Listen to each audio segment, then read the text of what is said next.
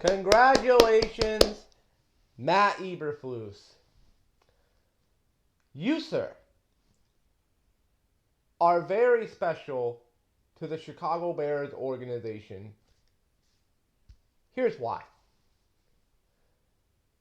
In the 105 years that the Chicago Bears have been a football team, there has never been a head coach in the history of that organization that has ever been fired mid-season.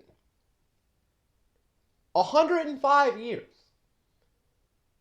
An organization that started back in 1919 when the Chicago White Sox gambled away the World Series.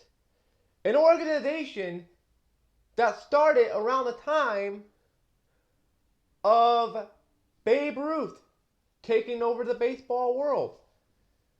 An organization that started just a few short years after the end of World War I. An organization that has seen the Prohibition era, the invention of the radio, the invention of television, World War II, the Korean War, the Vietnam War, so many presidents, so much historical significance throughout world history. So many great things, so many bad things. Throughout this franchise's history, throughout this organization's history, there have been plenty of bad coaches. Plenty of bad coaches.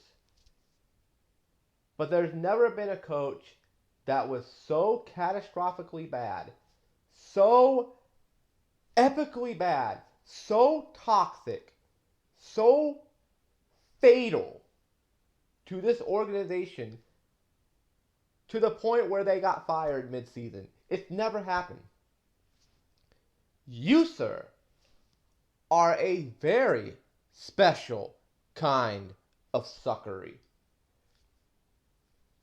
Your name should be echoed throughout the Halas halls for all eternity. Your name should be put on a plaque, and your name should be retired in the Chicago Bears Hall of Fame. Personally, if I was in charge, I would put you in the Chicago Bears Hall of Fame. Or I guess the Hall of Shame, actually, but nonetheless. I would put you in some hall. Because you did something that nobody in this franchise has ever been able to do. People like Mark Trestman, people like John Fox, people like, most recently, Matt Nagy. The list goes on and on and on. Like so many horrible coaches in this team's history. And you're the first one to ever get fired mid-season. You broke a family tradition that has existed for over 100 years. Think about that. 105 years.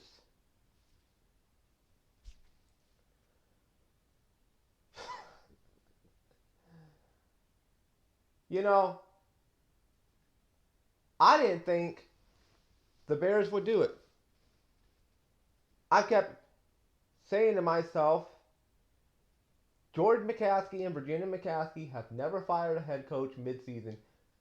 Matt Eberflus could go out into the parking lot of Soldier Field. Well, actually, never mind. I think that'd be a horrible idea. Bears fans would probably rip him apart. He could go out. Let me spin this. He could go out into the middle of Soldier Field during a game in front of how many people? Let's say 65,000. He can go out in front of 65, maybe 70,000 people and kick a puppy at the midfield logo at Soldier Field, and the organization would not fire him. I made that joke quite often that this dude is the type of guy that he could kick a puppy midfield and they wouldn't fire him. Because honestly, everything that this guy does that you think should get him fired doesn't get him fired. Well, turns out I guess I was wrong. George McCaskey, finally, for the first time in his life, and I don't know how fucking old the guy is. I know Virginia's in her 100s. I don't know how old George is. He's got to be like 60 or 70 something years old. I don't fucking know. I didn't look into it. But for the first time in George McCaskey's life, he finally grew a pair of balls. He finally grew a pair. He finally grew a set. And he said, in the words of Owen Hart, enough is enough, and it's time for a change. The only thing I don't understand, though, about this, why did they let Matt Eberflus do a press conference Friday morning if they're going to fire him anyways? Like, I don't understand that. Like, were you basically just sending him out there to say, you better apologize for what you did yesterday, expecting him to apologize, and he didn't, so you canned him? Did you send him out there just to embarrass him one more time before you fired him and really embarrassed him? I don't get the thought process behind that, but nonetheless, he's gone. The reign of terror in Chicago is over. And Matt Eberflus can now easily, hands down, go down as the worst head coach in Chicago Bears history, and in my personal opinion, one of the worst head coaches in NFL history all time. He might be in the top 10 worst coaches of all time in NFL history. This is how historically bad we're talking here. This franchise, I can't say this enough. This franchise, in 105 years, has never fired a head coach until now, mid-season. Think about that. 105 years. Crazy. Will I be tuning into the Bears games for the rest of the year? No. To be honest with you, the Bears game against the Lions was the only Bears game I watched this year.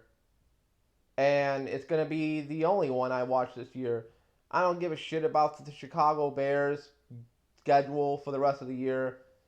I think they got San Francisco apparently next game. I don't know personally. Again, I don't really fucking care. Season's over anyway. The Bears are 4-8. It ain't going to fucking matter. Who gives a shit? I'm not tuning in. I don't care to. I'll watch OTRS Central's reviews on the Bears game, and that's that.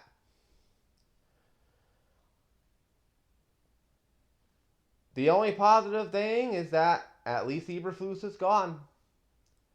And it's going to be a very interesting offseason for the Bears. We'll see what the hell happens. But for the time being, I'm glad he's gone, but at the end of the day, it's still not going to make me want to tune in and watch the Bears. If they're not going to put a team out there on the field capable of winning a Super Bowl, or at least making the playoffs, I'm not going to take the time to watch. And that's all I have to say here for this video. Again, congratulations, Matt Eberflus. I wish you well in wherever profession you go to now. I don't know if you're ever going to be a head coach ever again in the NFL. Somebody's probably going to be willing to take you. I don't fucking know. Maybe the Giants hire you as head coach. If they get rid of Brian Dable, they might hire you as head coach or something. I don't know. We'll see what happens. But anyways, that's all I have time for here for this video. Edge Runner Gaming HD signing out. Peace. I couldn't wait for you to come and clear the cupboard. But now you're gonna leave with nothing but a sign. Another evening I'll be sitting reading in between your lines, because I miss you all the time.